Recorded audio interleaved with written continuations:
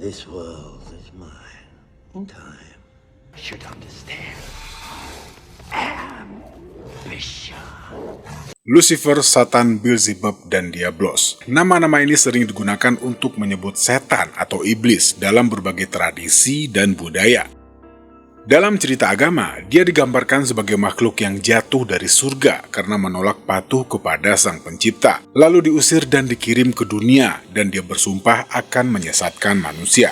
Selama berabad-abad, makhluk ini dianggap sebagai penggoda utama umat manusia, mendorong orang untuk melakukan perbuatan jahat, godaan nafsu dan dosa besar yang bertentangan dengan kehendak ilahi. Di luar sumpah dan takdir yang sudah ditetapkan kepada iblis, ada beberapa teks yang menyatakan ternyata iblis nggak cuma dianggap sebagai ancaman dan musuh yang nyata. Banyak kelompok pernah dituduh sebagai penyembah setan, termasuk Knight Templar di abad ke-12. Namun, tuduhan seperti ini seringkali lebih didasarkan pada konflik kekuasaan atau perbedaan keyakinan. Kelompok yang menentang otoritas agama dominan, seperti gereja Kristen pada saat itu, langsung dicap jahat, dan jahat otomatis dikaitkan dengan setan. Jadi, walaupun kelompok-kelompok tersebut mungkin tidak benar-benar menyembah setan, mereka tetap difitnah sebagai pengikutnya. Di era modern, muncul praktik yang disebut satanisme. Salah satu yang paling terkenal adalah Church of Satan, organisasi yang didirikan pada 30 April tahun 66 oleh Anthony LaVey, seorang penulis dan musisi yang menjadi ikon gerakan ini. Tapi walaupun namanya terdengar menyeramkan, pengikut Church of Satan sebenarnya tidak percaya setan benar-benar ada sebagai makhluk supernatural. Mereka lebih menganggap setan sebagai simbol pemberontakan, individualisme, dan kebebasan pribadi, serta mengikuti filosofi yang tertuang dalam buku The Satanic Bible. Ya, mungkin kita bahas ini di lain waktu.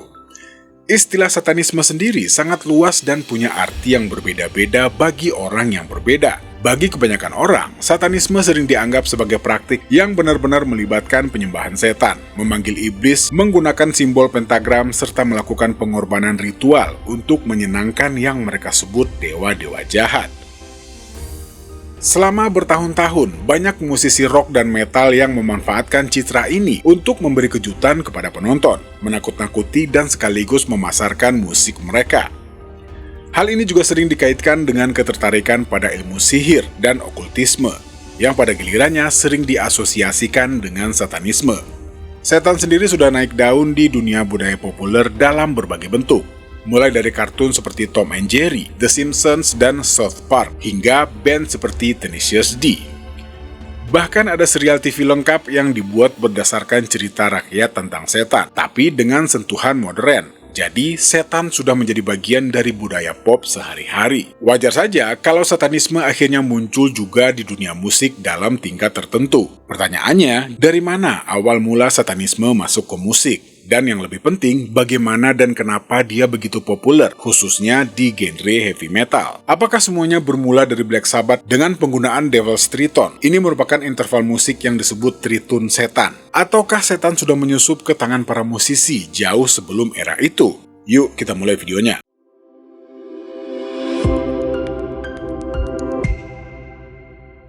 Assalamualaikum, halo teman-teman, selamat datang kembali di channel saya. Oke, mungkin teman-teman yang udah lama subscribe channel ini agak kaget nih, karena nama channelnya berubah, tapi tenang aja, lingkup bahasan kita tetap sama, tapi dengan POV yang sedikit berbeda dari biasanya. Yang pasti ikutin aja ya, mudah-mudahan apa yang saya sajikan di channel ini bisa menambah wawasan atau minimal sedikit menghibur. Oke, mari kita mulai. Pada tahun 1968, di Birmingham, Inggris, terbentuklah band Black Sabbath. 2 tahun kemudian, mereka merilis album debut mereka. Banyak orang menganggap Black Sabbath sebagai band heavy metal pertama di dunia, karena lirik dan suasana musik mereka yang gelap. Tapi ternyata banyak juga para penggemar melihat mereka sebagai kelompok yang berbau okultisme atau hal-hal yang gaib. Namun, hal ini justru mengejutkan bagi sang vokalis, Ozzy Osbourne. Ozzy pernah mengatakan, "Aku nggak percaya saat tahu ada orang yang benar-benar mempraktikkan okultisme. Ada orang-orang aneh bermake up putih dan pakai jubah hitam yang datang ke kami setelah konser, lalu mengajak kami ikut Black Mass di pemakaman Highgate, London." Black Mass sendiri adalah sebuah ritual yang sering dikaitkan dengan kelompok-kelompok satanis. Walaupun istilah serupa juga muncul dalam sejarah Katolik awal sejak abad pertama, tapi dalam konteks yang berbeda. Ternyata, sebagian penonton konser Black Sabbath memang ada yang benar-benar menganut satanisme atau okultisme. Bahkan, pernah ada kelompok satanis yang mengundang Black Sabbath untuk tampil di Stonehenge, tempat bersejarah yang dianggap sakral. Tapi band ini menolak. Nama Black Sabbath sendiri mudah sekali dikaitkan dengan hal-hal gaib, atau setidaknya sebagai bentuk pertentangan terhadap agama tradisional. Kata Sabat berarti hari suci untuk beribadah dan memuja Tuhan menurut agama Yahudi. Ada lagi istilah Witches Sabbath yang merujuk pada pertemuan para penyihir untuk melakukan ritual sihir. Jadi, hanya dari nama aja, banyak orang, termasuk para penganut satanisme, mengira Black Sabbath memang terlibat dalam sihir atau satanisme. Padahal, menurut band ini, nama itu jauh lebih sederhana dan polos. Mereka mengambilnya dari film horor Italia di tahun 63, karya Mario Bava yang berjudul Black Sabbath. Judul aslinya Ai Tre Volti della Paura, yang salah satu segmennya bercerita tentang seorang bangsawan Rusia yang berhadapan dengan keluarga vampir. Di era itu, tema vampir dan supernatural masih terasa sangat gelap dan menyeramkan. Jadi, kalau kita gabungkan nama Black Sabbath yang sudah terdengar gelap dan provokatif itu dengan musik mereka sendiri, yang berat, riff gitar mencekam, drum yang menggelegar, dan suasana yang gelap, dapat dipahami kenapa pada masa itu, band ini menarik orang-orang yang memang mempraktikkan okultisme dan satanisme. Sang pemain bass, Geezer Butler, bahkan mengaku bahwa di periode awal itu, dia sedang rajin membaca buku-buku tentang sihir hitam dan sihir putih. Saat itu, era hippie, free love di akhir tahun 60-an mulai memudar, dan orang-orang sepertinya sudah mulai mencari sesuatu yang lebih gelap dan misterius untuk dinikmati.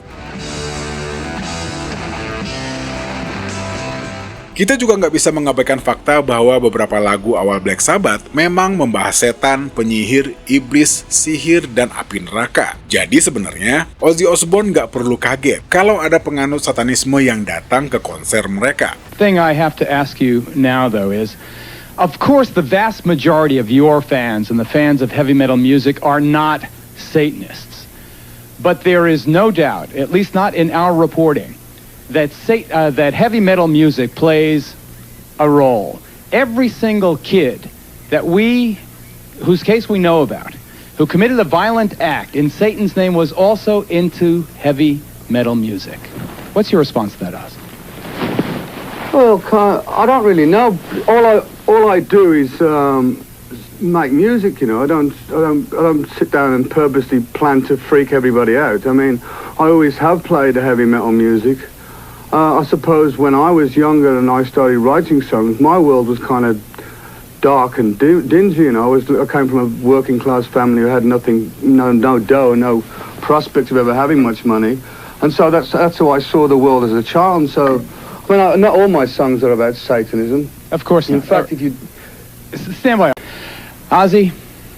Yeah. I know that your lyrics are less excessive than groups like Slayer or Venom or Iron Maiden or some of the others, but still, for some reason, maybe it's because you've been around for so long, I see tattoos of your name on some of these teenage devil worshippers' arms. Wherever I see devil graffiti and satanic graffiti, I see your name also. Do you feel a sense of responsibility, Oz? The only responsibility I feel is the fact that I'm a true musician of what I play. Bagi Black Sabbath, label sebagai kelompok satanis yang mempraktikkan sihir muncul hanya karena mereka menulis lirik tentang topik-topik itu. Dan ini murni dari rasa penasaran pribadi mereka, bukan karena mereka benar-benar menganutnya. Tapi, walaupun begitu, tanpa disengaja, mereka berhasil mengaitkan genre heavy metal dengan citra satanisme sejak awal mula genre ini lahir, entah itu disengaja atau tidak. Tapi, hal ini justru menguntungkan mereka. Seperti yang diingat oleh Ozzy Osbourne, yang enak dari image satanis ini adalah kami dapat publisitas gratis yang gak ada habisnya. Orang-orang gak pernah bosan dengan itu, katanya. Ya, contohnya video ini ya, kita masih bahas gitu loh. Oke, lanjut. Tapi ternyata Black Sabbath bukanlah band pertama yang dituduh berhubungan langsung dengan iblis.